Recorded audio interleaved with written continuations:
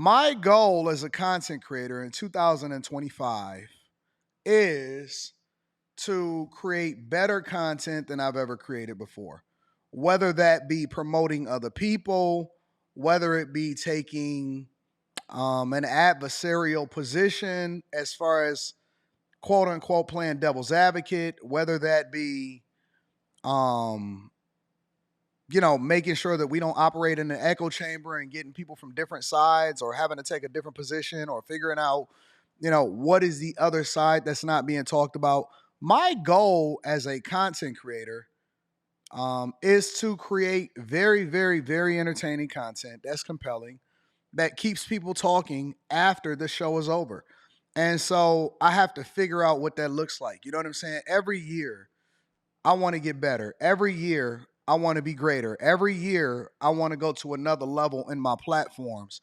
And so it may not necessarily be so much about me, but it may be more about what is the overall product that you're trying to put out there to go to the next level. And I think that that's where a lot of content creators get stuck. They find a niche and they just beat that horse dead, and then you never see any growth from them going forward. And I never want to be that. I want to be the person that evolves and grows the platform um, beyond just whatever segment that popularized me at that particular time. So I'm always figuring out where the growth is, always figuring out who I can push, always figuring out who I need to add into the team to make sure that we add more value into the platform. So that is where I stand. On top of that, I also want to say that um, paying attention to this whole Travis Hunter situation, I've made a concerted effort this year, and I want to talk about this a little bit more extensively. I've made a concerted effort this year to basically naturally disclude my personal life from a lot of the internet or a lot of the conversations. I'm intentionally, and I'm just saying this to you guys because I want to give y'all some of my goals going forward in 2025 over the next few days. I know this is Christmas Eve. Shout out to everybody in the chat. I'll be reading super chats and cash app shortly. I've intentionally stopped, for example, vlogging about where I'm going and what I'm doing or what my daughter got going on or what's happening at home or anything like that because the internet and social media is becoming more and more pronounced, dangerous, toxic, all of that. And what I've realized over the years is that, yes, it was cool when you created credibility for yourself. So, for example, me saying, hey, I'm married, I've been married for 20 years, blah, blah, blah. It's cool to create the credibility for yourself, but at what point does it become something that you don't want to continue to be a part of the conversation? You know what I'm saying? So I've been slowly but surely curating my platforms to be about the conversations themselves and try to be less about me. Even when I vlog in the morning, I don't speak on me anymore. Like I might give my opinion, I might give my experience in something in order to substantiate an argument, but I've largely removed a lot of the people that is in my life from the internet, and you can see why with this Travis Hunter situation. I don't think that most people have his best interest at heart. Honest to God. Honest to God. I know that that'll be the excuse. And I know that people will say, well, yeah, we just trying to make sure that little bro don't crash out. Half of these people didn't even know who Travis Hunter was prior to his girlfriend going viral. Half of these people did not even know who Travis Hunter was prior to somebody exposing him or somebody exposing her and she being part of the conversation. The first time that I really seen him take off on social media as far as visibility into this situation is when they was talking and somebody put it up on TikTok and she was talking about how he wasn't her type. Now it is transformed into people printing up t-shirts with his Heisman trophy on the back of it and selling it and all of this stuff, and it just has become toxic. And I don't think that we really know how powerful social media is. And I don't think that we have the ability to control it. I don't even think that we want people to control it. It's insane. It's insane. And I'm starting to feel for him a little bit. And I think that the best decision that he made, a lot of people will then have the conversation and they'll say, well, he crashing out for, and that's why he deleted his Instagram. No, he's doing the exact thing that I think that most people is suggesting that you do when you don't want to hear any more of the fodder. They turn off the computer. They turn off the computer, they turn off the Instagram, they turn off TikTok, they turn off all of the stuff. And I think that he needs to 100% just remain focused on his career. He should surround himself with great mentors. You can't take 100% of everything that you hear on the internet because most of these people are unqualified to give advice. A lot of people are saying what they want, what's best for him, but they don't even have their own lives together.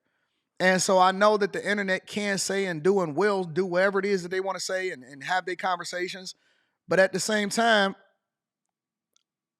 why would he listen to the majority of the voices when the majority of the people are saying that everything is messed up out here? When they can't hold down their own relationships. The internet, what the United Healthcare CEO killing taught me was that we are in a villain era and most of the people just want to see the world burn. Most of the people wants to see the world burn. It's one thing to have a conversation because it's part of popular culture and you are famous and you did put the information out there, but it's another thing when it then becomes malicious.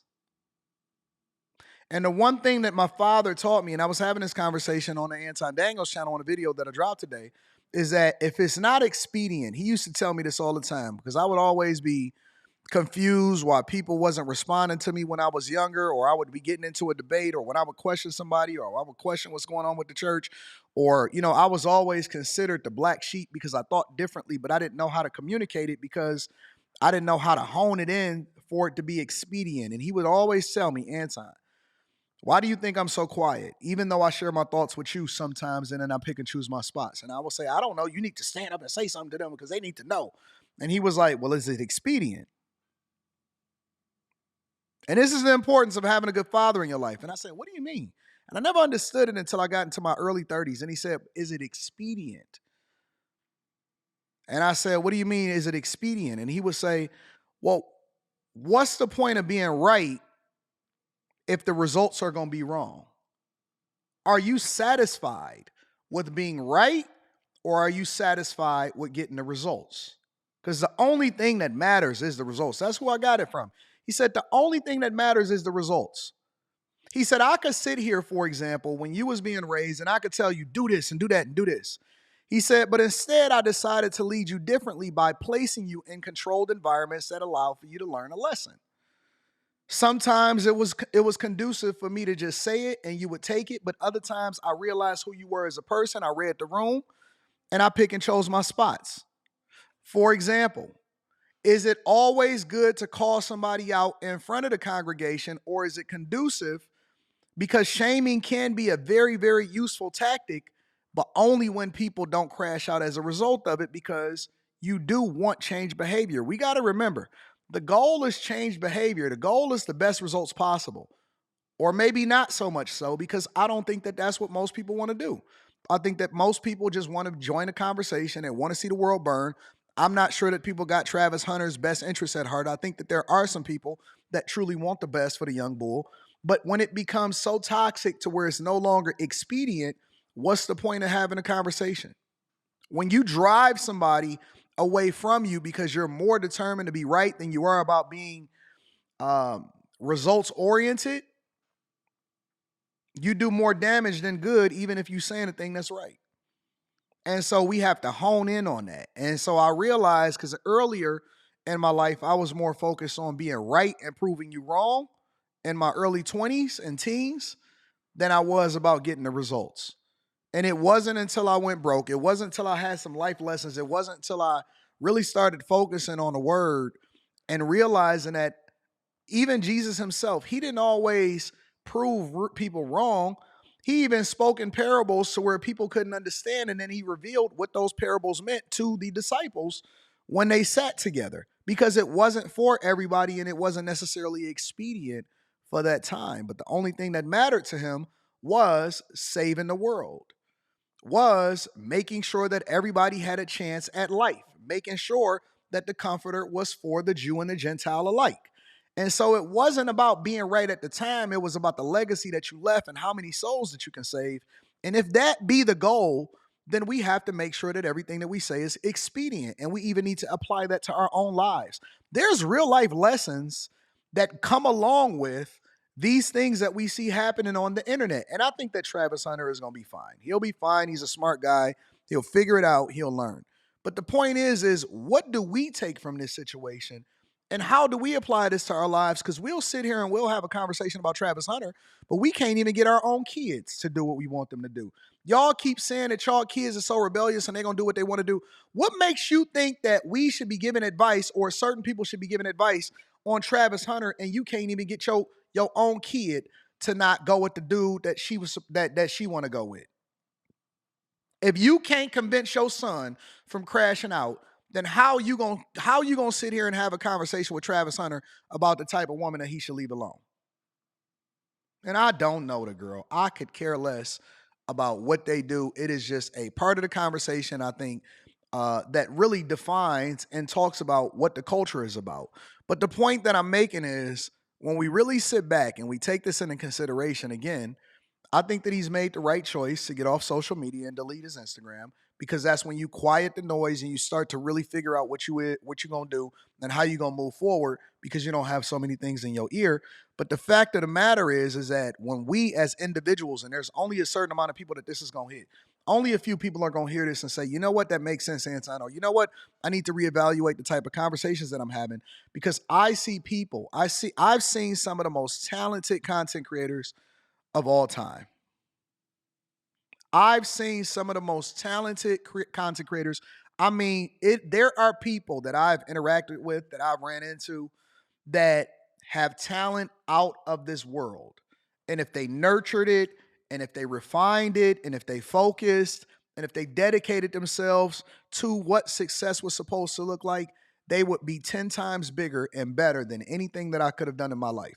And that's just not with content creation. That's with anything. It's with sports. It's with business. It's in corporate America. It's all of that. But some of the people that are the most talented will be some of the biggest failures, and they will just be average people. And the reason that that is, and the reason that that's a tragedy, is because they have all of the talent in the world, but they refuse to refine, listen, and then change the way they go about doing things because they don't understand that what they're doing is not expedient for the moment. They are so busy trying to be right, and nobody will remember them. A year from now, 6 years from now, 6 months from now, people are going to forget all about them and they will not remember them because their talent wasn't enough to keep them, and they had an inability to humble themselves to figure out where their lane is, where their niche is, instead of trying to put up 50 to 60 points every single game. What's the point of putting up 50 to 60 if you lose every single game? Michael Jordan wasn't the best version of himself when he was the most athletic. Michael Jordan became the greatest version of himself when he refined his game and he learned how to use his teammates and he started to look at the defense a little bit differently. And then he started to go back into that space and that hole to refine his fadeaway jumper. And it wasn't that he was jumping out there. When he was winning the dunk contests, he wasn't winning anything.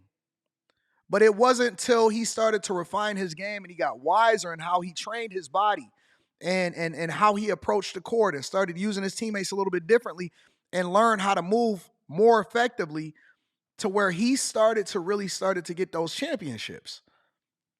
Before that, he was just getting beat up. He was getting beat up by the Pistons. He was getting eliminated by the Celtics. He couldn't win. He couldn't win. And so again, we need to refine our lives. And when it comes to this Travis Hunter situation, I think that there's always a lesson in every single thing that we do. It's always a lesson in what we do. There's people that are supremely talented, but until they refine how it is that they go about doing things, it's just noise.